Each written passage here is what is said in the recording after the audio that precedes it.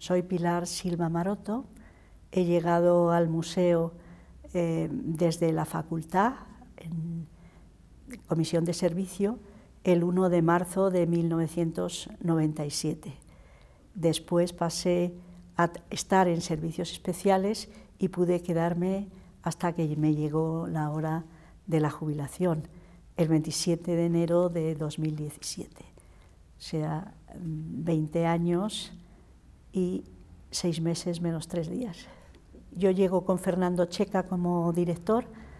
Fernando Checa también viene de la Facultad de Geografía e Historia de la Complutense, de mi mismo departamento, Historia del Arte 2, y yo casi soy la que le propongo que esta plaza que había en el museo de nueva creación pues estaba hecha como a la medida mía. Entonces yo llego y me encargué de la pintura española hasta los inicios del Renacimiento y también de la pintura flamenca, pero la pintura flamenca del 15 y de los comienzos del 16 hasta mediados de siglo, porque tanto esa parte como la pintura alemana todavía la llevaba Matías Díaz Padrón. Entonces yo me hice cargo de ella hasta 1600, cuando se jubiló Matías. También durante poco tiempo, apenas un año, me hice cargo de toda la pintura española hasta Goya, porque, excluyendo Goya, ¿no? Porque quien se encargaba de ella era Trinidad de Antonio, que estaba también en comisión de servicio y volvió a la facultad. Entonces a mí me tocó pues todo lo que fue el centenario de Velázquez en el año 99, con los préstamos, con cosas que normalmente no me iba a hacer cargo en el museo, porque cuando llegaron los nuevos conservadores, Javier Portús y Leticia Ruiz se hicieron cargo de esa parte de la colección. Yo es que soy muy velazqueña. Cuando vine aquí tenía un proyecto de la Comunidad de Madrid para hacer el coleccionismo real del 17. Para mí Velázquez es mi pintor preferido, tanto hilanderas, meninas, la fragua, que yo, claro, no era restauradora y nunca lo había sido, y no me gusta tocar los cuadros y nunca los toco, pero cuando se estaba para la exposición Velázquez, estaban trayendo obras, del 90, se estaban trayendo obras desde fuera, y algunas de ellas para restaurar, y una de ellas era la imposición de la Casulla de San Ildefonso de Sevilla, y yo llegué al taller, estaba restaurando también la fragua de Vulcano, y llegué al taller y me encontré a, creo que era Rocío Dávila, eran las dos Dávilas, porque ellas restauraron las meninas, las hilanderas, todo. Pero estaba con una plancha de hierro, de esas metálicas fuertes, planchando la imposición de la Casulla de Velázquez. Y yo me quedé absolutamente estupefacta, porque jamás se me hubiera pensado que un Velázquez se pudiera planchar.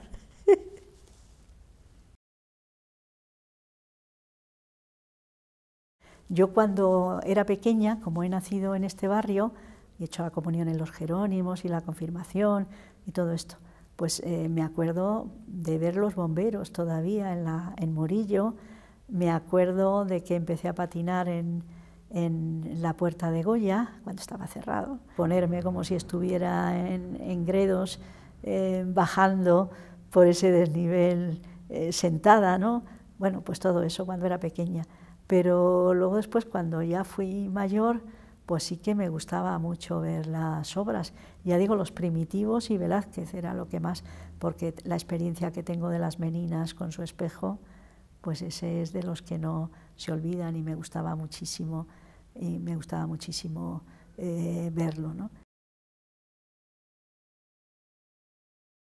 En los años, a finales de los 60, no había en el museo, no había aire acondicionado. Entonces, con el calor que hacía, pues se abrían las ventanas del Paseo del Prado, ¿no? Y entonces yo recuerdo de venir a ver las salas de pintura flamenca y de pintura italiana, estaban una a cada lado de la galería central y en la parte de Goya, ¿no?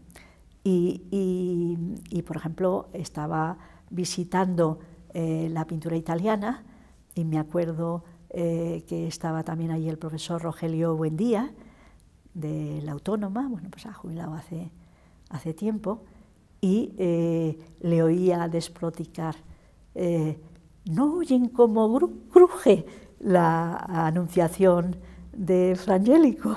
Porque ahí estaba con las ventanas abiertas, claro, no pasaban tantos coches por el Paseo del Prado como pasan ahora, y el aire era muchísimo mejor, menos contaminante que ahora, pero era un desastre. Y también en cuanto al tratamiento, ¿no? Recuerdo de estar visitando las salas de pintura flamenca, pues por esos años, finales de los 60, principios de los 70, y el vigilante cerraba los trípticos y los abría para que la gente los viera abiertos y cerrados, incluido el Jardín de las Delicias. Tengo muy buen ojo y esto es muy importante para saber de quién es una obra, ¿no? Y no es que yo quiera decirlo, es que lo tengo. Y no tengo oído, por ejemplo, pero tengo muy buen ojo. Una anécdota que siempre contaba don Diego Angulo, que no me la contaba a mí directamente, pero se la contaba a mucha gente. Él decía, donde yo veo una mano, Pili Silva ve dos. Entonces, bueno, pues eso lo tengo porque me he acostumbrado desde los años 70 y los conozco como de la familia, pues a los primitivos, porque no me limité a estudiar los españoles, estudié los flamencos, los alemanes, los italianos, los franceses, todo lo que era de la época. Y de esa época pues lo estudio todo. Tienes que tener una perspectiva, tienes que saber no solo del pintor, sino de la época, de la historia del arte, de 50.000 cosas, ¿no? También tienes que pensar que el pintor no siempre pinta igual, y cuando dibuja tienes que saber para qué se usó ese dibujo, si era un trazo, si era un boceto, si lo iba a tirar. No te digo esto es un Velázquez, pero te puedo decir esto no es un Velázquez. Yo soy un poco desastre con lo tecnológico, porque los ordenadores los uso más casi como si fueran una máquina de escribir, pero sí que estoy contenta de la forma de acceso. La primera vez que yo fui a la Biblioteca Nacional, cuando empecé la carrera en el año 65, tenía que copiarme los artículos a mano porque no había fotocopiadora. Luego ya llegó la fotocopiadora y esto era un impacto enorme, y ahora, claro, ahora ya ni te lo puedes creer, ¿no? Puedes coger los artículos a través del Gestor o a través de medios de internet, o bueno, esto cambia por completo. Cuando estuve haciendo la investigación sobre la tabla de la oración en el huerto, pues no hubiera podido llevar a término esa investigación de forma completa si no hubiera sido por los medios nuevos, ¿no? Porque yo me metí en la web de la Biblioteca Nacional de Francia, y ahí puedes ver absolutamente todos los manuscritos, todas las publicaciones del siglo XIX.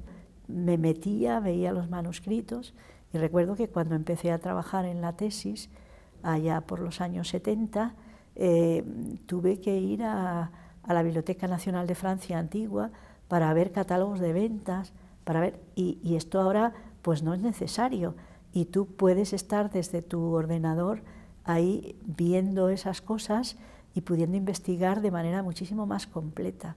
Yo de ver que puede uno entrar en el Burlington y decir tal año, tal página, y imprimírtela, está en color, esto ya es pasarse. Bueno, pues sin duda la mayor, y que fue la más importante que se hizo cuando yo entré en el museo, fue la restauración del Jardín de las Delicias, que se llevó a cabo por parte de las dos hermanas Dávila, Maite y Rocío Dávila, que podían trabajar conjuntamente. Una se hizo cargo de una de los paneles laterales y otra del otro, pero la tabla central trabajaron mitad cada una, ¿no?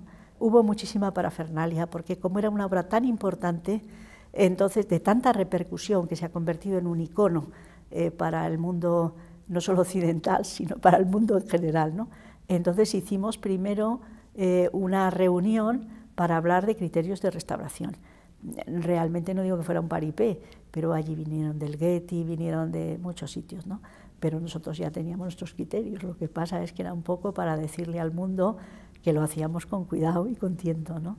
Entonces se hizo la restauración. En el medio de la restauración estábamos colaborando con una institución checa y entonces tuvimos otra reunión en Valtice, en la República Checa, y bueno, pues ya se pudo presentar la tabla central en la exposición de Felipe II en el 98, aquí en el Prado, mientras estaban terminando de restaurar las dos laterales, ¿no? Entonces, cuando se terminó de restaurar en el 2000, al presentarla, no solamente tuvo una repercusión mediática enorme, sino que, por ejemplo, La Razón nos dedicó la portada entera, cosa que tener una portada para una obra, y en aquel momento en que las relaciones del Prado con la prensa no eran las mejores, pues era muy importante para darnos idea. Y luego después se hizo una exposición pequeña en el año 2000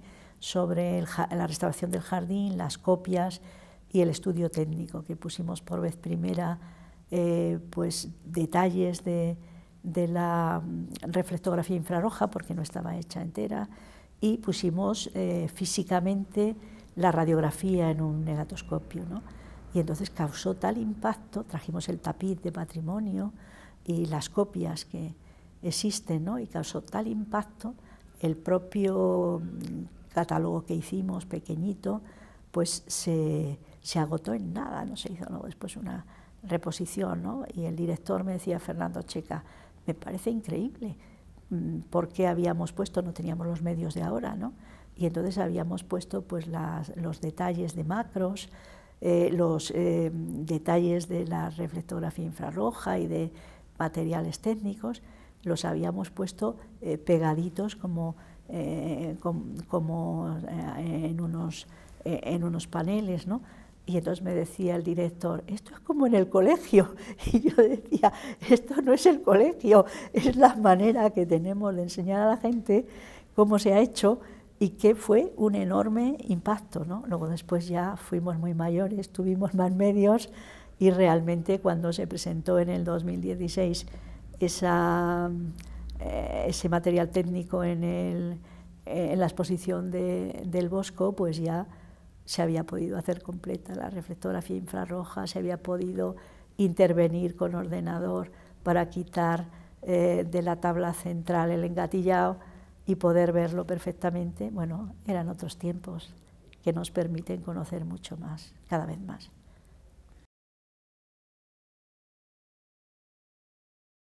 Bueno, entre algunas de las cosas que yo tengo grabadas en el recuerdo es cuando estábamos restaurando el Jardín de las Delicias y terminamos la restauración en el 2000 y lo pusimos antes de montar la exposición al público por vez primera. Recibíamos muchas visitas para verlo directamente a museo cerrado, ¿no? Y una de las que recibimos fue del poeta José Ángel Valente. Estaba muriéndose, le faltaban apenas 2 semanas de vida, pero no quería morirse sin ver el jardín. Y fue una experiencia, vino con su mujer, fue una experiencia absolutamente increíble, porque él disfrutó, se le veía disfrutar, apenas se podía tener en pie y nosotros estábamos emocionados, ¿no?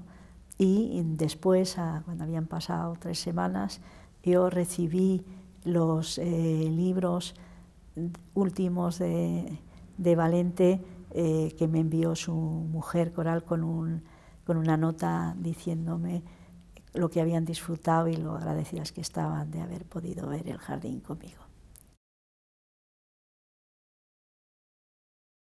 Una de las primeras dificultades ha sido el de la exposición del Bosco, no solo para conseguir en el 2016, empezamos a trabajar desde el 2010, 11 en adelante, ¿no?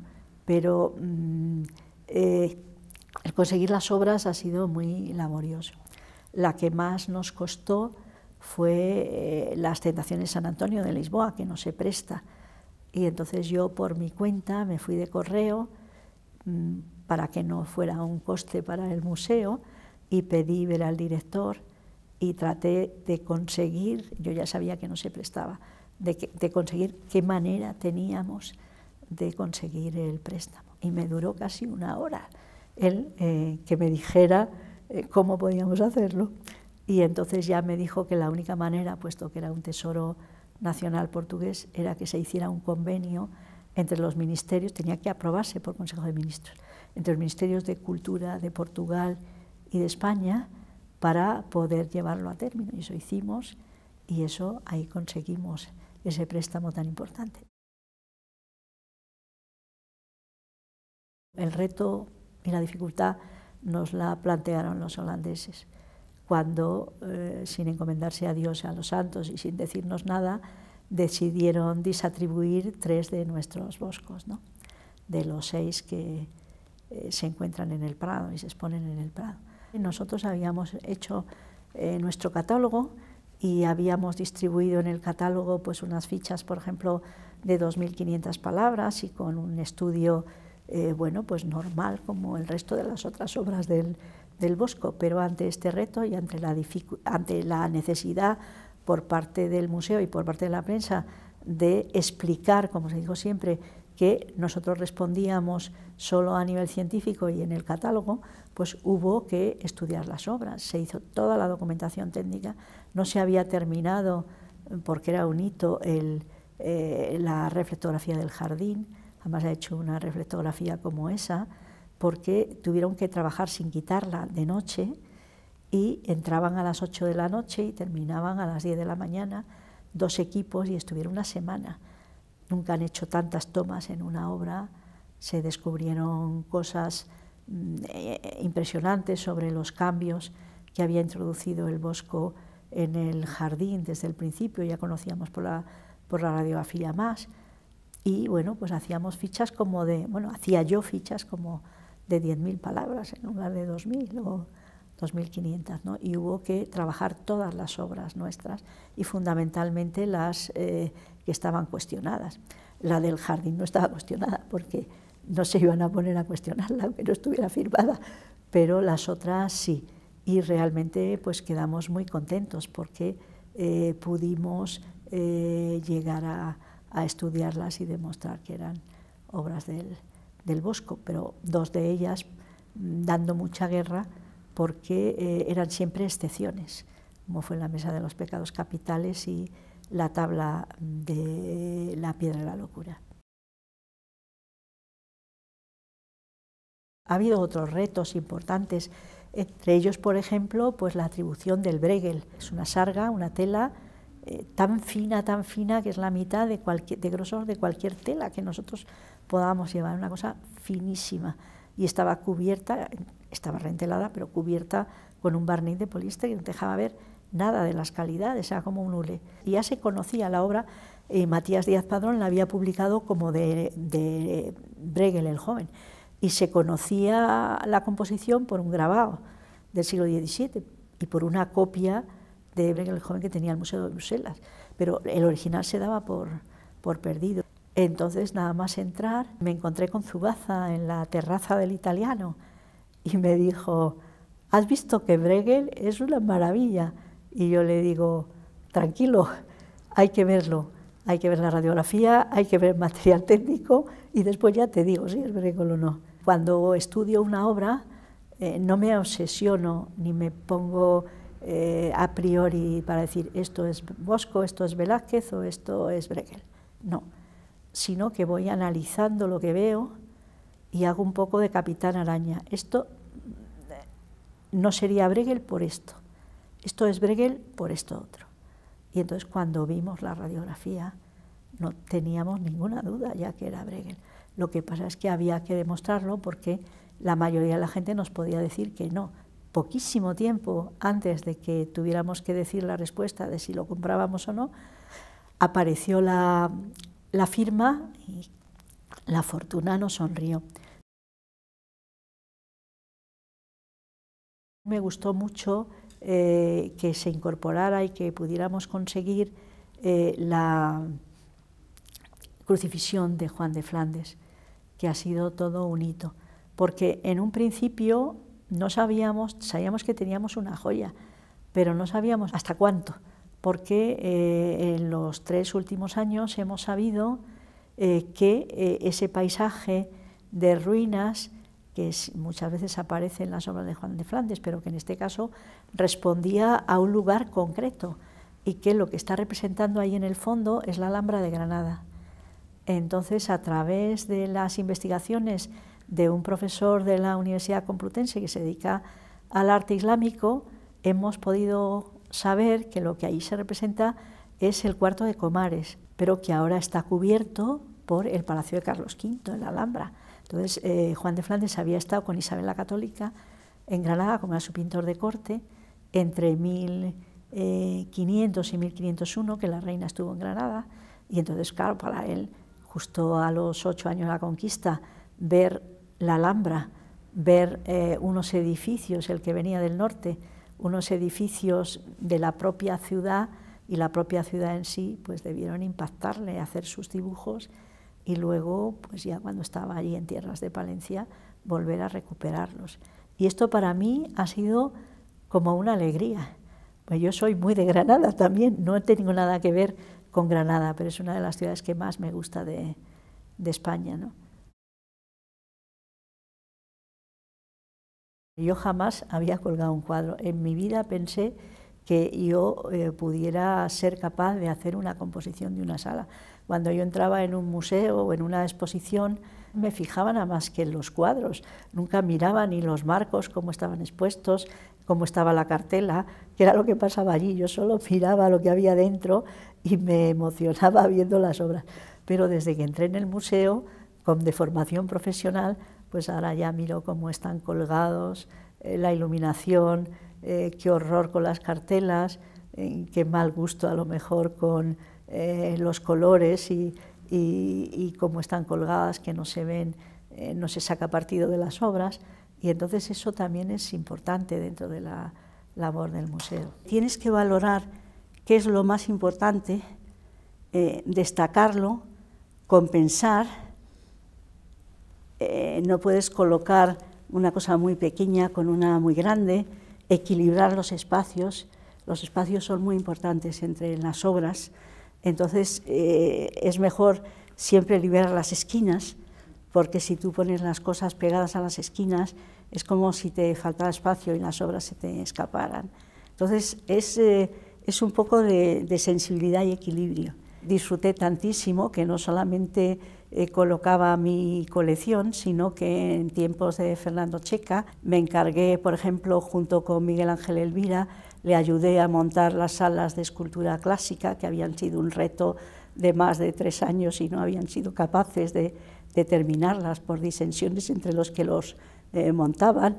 Cuando estábamos haciendo la remodelación de las cubiertas, ya se había marchado Trinidad de Antonio, y entonces lo que tuvimos que hacer fue cerramos la sala 12 y la parte de la galería central, y entonces en día y medio tuvimos que montar todo lo que es Velázquez, Murillo, Rivera, toda la pintura española del 17 que estaba allí, y la familia de Felipe V con sus dimensiones no podía estar en el almacén, y entonces se optó por hacer un panel que la cubriera para no sufrir, y entonces delante, como si fuera una pantalla, se colocaba otra obra que formaba parte del conjunto. Entonces, como se tenía que levantar el techo completo y ahí no se podía dejar la familia de Felipe V, pues la tuvimos que desemparedar y volverla a emparedar otra vez en el espacio de día y medio, con todo el montaje de las salas, que ya cuando estábamos terminando la sala 18, me parece que es la grande, y que estaba allí metimos ahí a Murillo, pues yo decía, oye, mira, a la brigada, esto tengo aquí una duda, y me decía, no hay dudas, porque llevábamos día y medio sin parar montando desde las 8 de la mañana hasta las 11 de la noche. Antes que tener muchos pintores una sala desde antes de que se hiciera el centenario de Berruguete en el año 2003, donde se hizo una exposición maravillosa en Paredes de Nama, de la que yo fui comisaria. Pues Pedro Berruguete tenía una sala para él solo en el Museo del Prado, y de momento, digo entre comillas, la sigue teniendo. Y es que Pedro Berruguete, al que no todos conocen y no todos quieren, es, yo recuerdo que se lo he oído decir a Angulo, y se lo he oído decir a más gente, pero realmente Angulo, que era un enamorado de Berruguete, que la gran pintura española es Pedro Berruguete, El Greco, Velázquez, Goya, en ese orden. Disfruté muchísimo en la exposición del Bosco, porque estuvimos viéndola los dos solos, Miquel Barceló y yo, los dos disfrutando como enanos y diciéndole, pero mira, mira, mira cómo hace el trazo, si deja la pasta fresca. Entonces, ahí, y disfrutamos los dos como enanos. Yo, según iba estando con él y viéndolo, pues entonces me daba cuenta de cosas desde el punto de vista de la materialización, de las que yo no había captado tan claro. El Bosco había trabajado con la pintura fresca, y con la pintura fresca entonces es con lo que hace una serie de movimientos que tú ves ese movimiento en el trazo que es patente y que distingue las obras del Bosco de las que no son del Bosco. Entonces yo había reconocido esa mano, o sea, ese movimiento, pero no había percibido con claridad, porque yo no he hecho esa materialización nunca, que es que ese es el resultado de trabajar con la pintura fresca. Esa experiencia fue para mí muy gratificante, porque yo estaba convencida de que veía la mano del Bosco y la veía como temblar, pero no era la mano la que temblaba, sino que era la pintura al trabajar con el pincel sobre la pintura fresca. Crear la Fundación de Amigos del Museo del Prado fue muy importante, porque es una relación entre el museo y la sociedad. Yo soy uno de los fundadores que firmamos el protocolo en la sala 12 del museo, junto pues con don Diego, con Alfonso Pérez Sánchez. Al principio no eran tantos los que se incorporaron, pero sí desde el principio pues empezaron a hacer donaciones de obras, se empezó a hacer ciclos de conferencias, se empezó a hacer toda una serie de actividades que han ido ampliándose con los años hasta adquirir ahora una proporción muy grande entre las actividades del museo, porque ellos son los que, por ejemplo, financian la revista del Boletín del Museo del Prado, ellos son los que se hacen cargo de pagar las conferencias. O sea, hay toda una serie de cosas que son muy importantes para el museo. También hacen exposiciones, el tema de la obra invitada, muchas cosas. La imagen de España es el Prado, para otros el Real Madrid, pero normalmente es el Prado, ¿no? Y entonces yo recuerdo que estando aquí para el centenario de Felipe II, hicimos un programa con Balbín, que hacía la clave, pero en aquel momento estaba trabajando con nosotros. Le habían incorporado al departamento de información, de prensa, ¿no? Y nos hizo un programa de la clave en el arte en tiempos de Felipe II. Y intervinimos Fernando Checa, Miguel Falomir, Jesús Sáez de Miera y yo. Y entonces cuando volví, a la semana, no llegaba a 2 semanas, recibí una carta de la Patagonia que decía Pilar Silva, Museo del Prado, sin más. Y me llegó, y entonces decía, ¡qué bien lo ha hecho usted! Me encantaba. Y yo me quedé con los ojos a cuadros, porque desde donde estaba en la facultad yo, que estabas allí enterrado y que no conocías a nadie, lo que me llamó muchísimo la atención cuando llegué aquí, primero que podías usar el teléfono y te llamaban desde el Getty, desde donde fuera, te encontrabas aquí con las gentes que formaban parte de la historia del arte, y entonces eso para mí fue un cambio radical, ¿no? Pero esto de lo de la Patagonia realmente es que me impactó, porque es que tú ya no necesitabas decir nada más, tu dirección era Pilar Silva, Museo del Prado.